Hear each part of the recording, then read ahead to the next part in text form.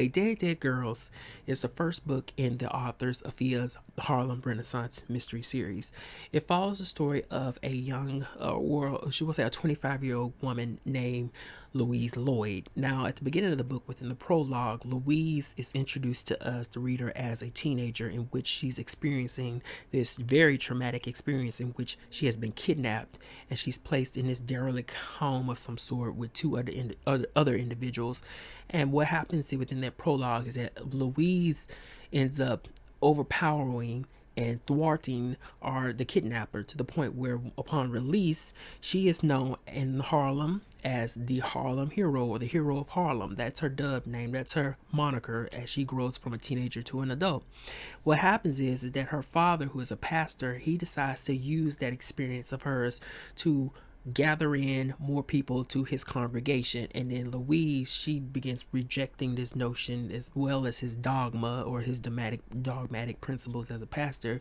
Number one, because she does not like being exploited even as his child, and number two, she identifies as a lesbian, so she has her own reasons for striking out to be an independent woman, furthermore than just simply, having survived this experience of being kidnapped and being able to overcome her kidnapper. So she's an independent character, is what I'm trying to get to. Now, with the prologue out of the way, we flash forward to Louise at about age 25 or so. I think it's like 25 or 26, and she's working at this cafe called Maggie's, and underneath Maggie in the basement area is a speakeasy as well as like a juke joint. But Louise more or less takes part in those endeavors or those machinations down there. Primarily her focus is to do her job and then go work and then go dance the night away at a jazz club called the Zodiac. Meanwhile, Louise is living within a boarding house with a number of different girls. Think of it like the facts of life. Anyway, because this is a mystery, you want to know what the thread is. The thread is that many of the girls, for all intents and purposes, would be known as prostitutes, or yeah, we'll leave it at that, who work inside of the speakeasy underneath the cafe that Louise works within, are being drawn out by someone, some nefarious figure, and then subsequently being killed. The modus operandi is that of they are being strangled with pearls. And so with that being said, the dichotomy there is one of, here are these young misfit girls working outside of this speakeasy who are being pimped out, who are being prostitutes, being strangled with pearls, and that's lending itself to a characterization of eloquence and sophistication. So that's that dichotomy there. That's very interesting. But later within the book, some of the victims end up being stabbed multiple times in what is a modus operandi that transforms into something that's much more telling to the pathology of the murderer being enraged by I suppose you can say, the closing in of the walls as Louise goes about finding out who he or she is. But back to my point, Louise is tapped on the shoulder by one of the detectives to work as an observational person within the cafe as well as the speakeasy, to just give observation, see who comes and goes, lend a little bit of her candor to what it is that actually takes place within this place, so that they can start to put in these components in order to solve the mystery. Because with Louise being a black woman within this environment that's primarily black men and women operating within, they're not going to be so forward to speak and share information with the white detectives. So that's why they sort of employ Louise to do that, to be that guiding force between the two. So with that being said, there are three things that I want to make explicitly clear about this book. The first point that I want to make is a matter of color, setting, time, and era in history. This book is known as a Harlem Renaissance mystery. That's very much enforced all around. But what I noticed about this book is that there's a lot more romanticizing of Harlem than rhapsodizing, or there's this sort of gauge that is in between but should be shifting a little bit much more toward the rhapsodizing side. And what I mean by that is Although the author decides to take on this era of the Harlem Renaissance, this place, this setting, all of that, the local color, it's vacant in its illustrations of those things. You know, it's really just speaking to, this is Harlem. This is 1920s Harlem.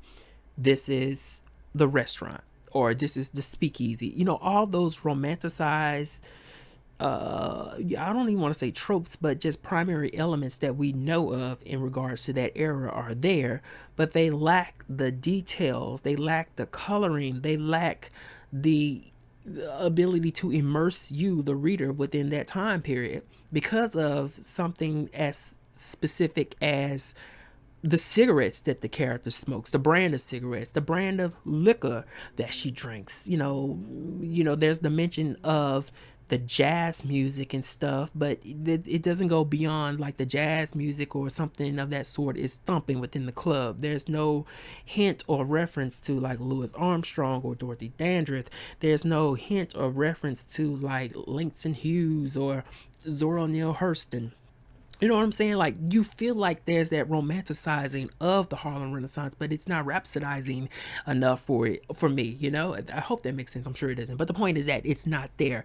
The book is severely vacant of that element of Harlem. It's just not present.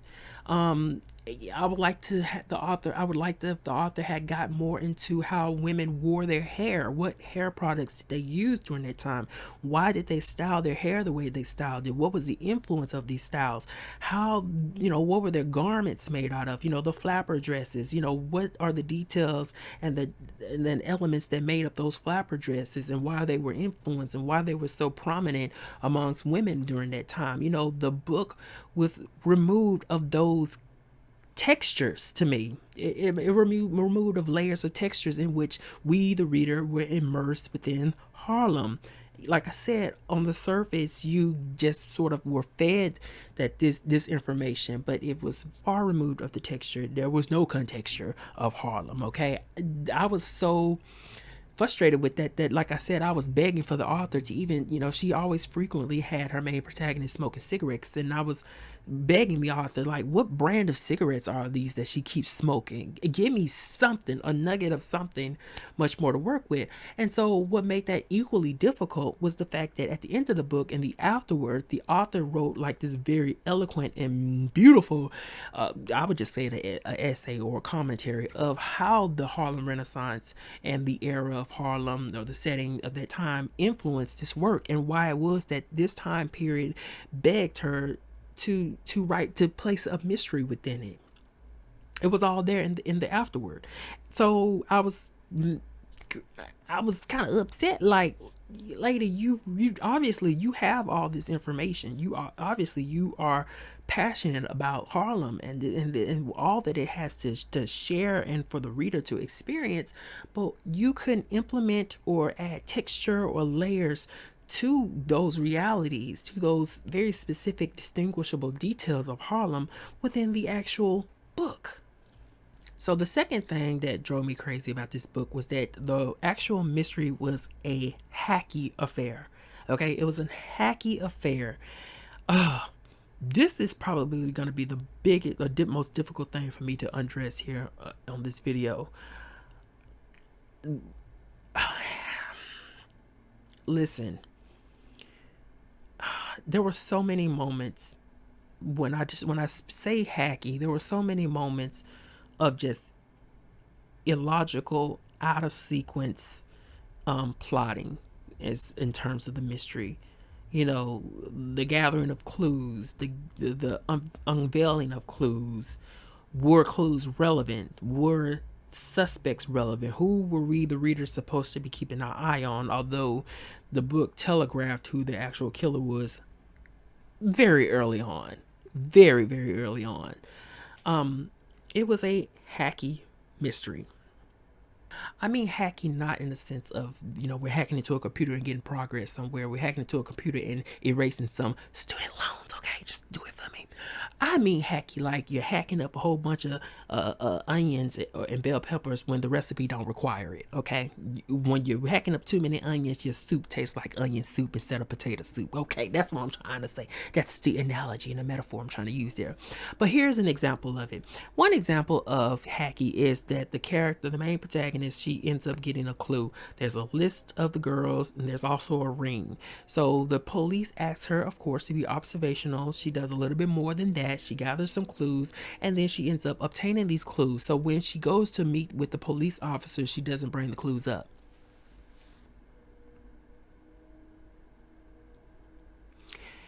You have two clues, initial clues in your hand to help these people find out who killed these girls. But instead, you want to get the police to understand that the reason that you're helping them is because you are trying to protect your twin sisters. What's the relevancy in that? And you don't give him the clues until much later down the line. It's like, okay. Another thing that really kind of drove me crazy with this book is that a lot of individuals were suspects for reasons that I never could quite understand why. One of the suspects happened to be the owner of the cafe slash the speakeasy, and it just didn't quite make a lot of sense to make him a suspect considering that it's a gambling bar. There's a bar, there's the restaurant, there's money to be had.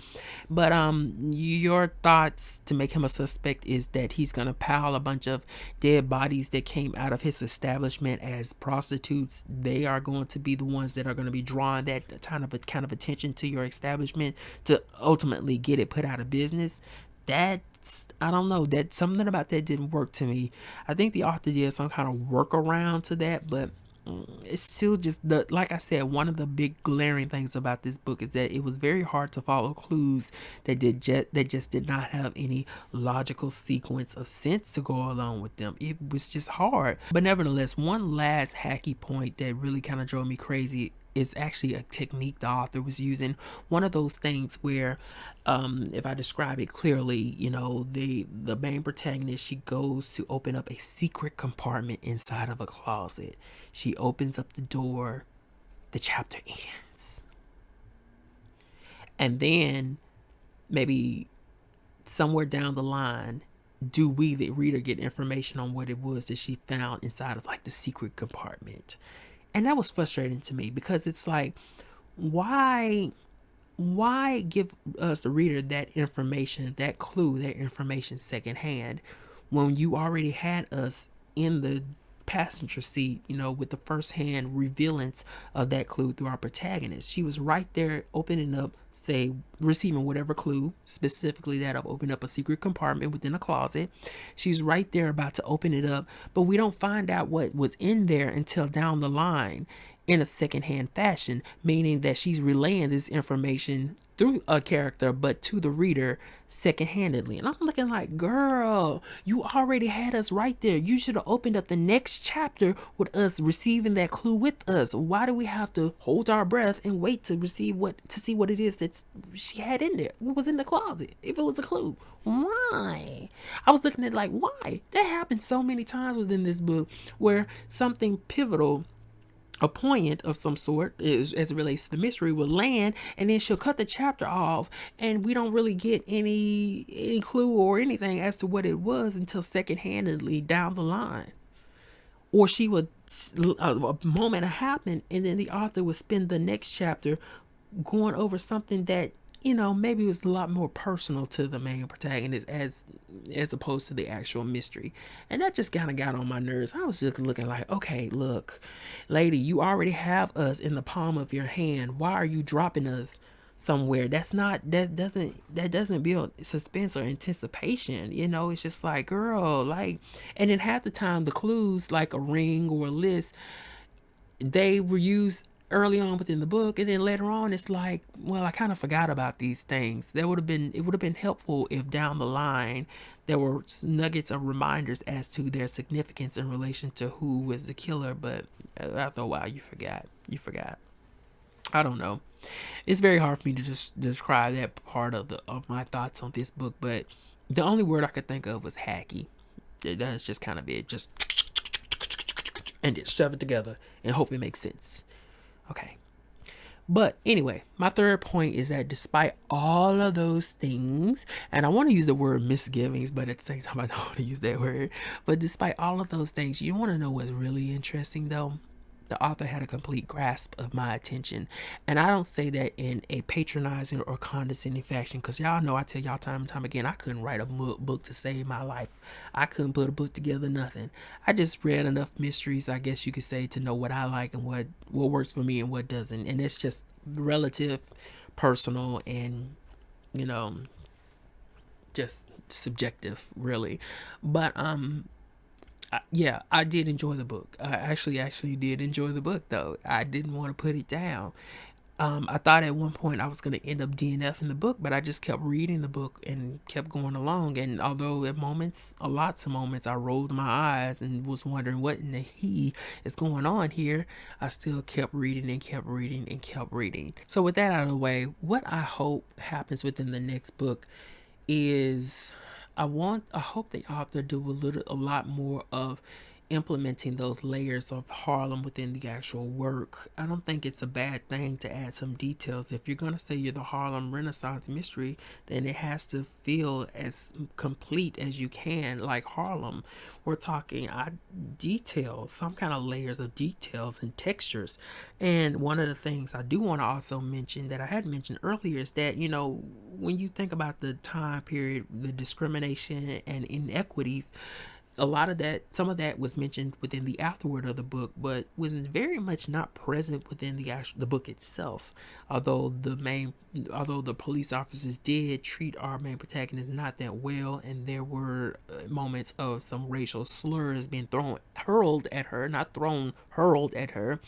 I still would have liked some of that communication with the author, from the author through the characters of, you know, that time period where some of the civil rights legislations or civil rights or just whatever you could to really sell that impactfulness of that element, that this is a black person's experience within Harlem, at the same time writing, you know, pulling in the mystery. So I hope that the next book does more of that, and I'm hoping that the next book that the author, I don't want to say this, but, you know, kind of get a grasp on writing a mystery better. I don't want to say it like that. I'm not an expert. None whatsoever. But it really is a matter of immersiveness to the reading experience. And, you know, you don't necessarily, you want the reader to play inference with your mystery, but you don't want the mystery to play inference with your reader. Or in other words, you don't want to be playing in your reader's face. So that much, if that makes sense. So anyway, that is it. Dead girls, girl. I am going to read the next book within the series. So this is an author that I'm gonna stick around with. There's nothing else I can say. I'm gonna stick around with her and see what's up in the future. And I think she's gonna get better and better. But girl, in the meantime, yes, do go read Dead Girls if you are interested. You'll probably be like me and just you'll still be reading it despite everything. You'll still be reading it. So that's it. I'm out. Bye.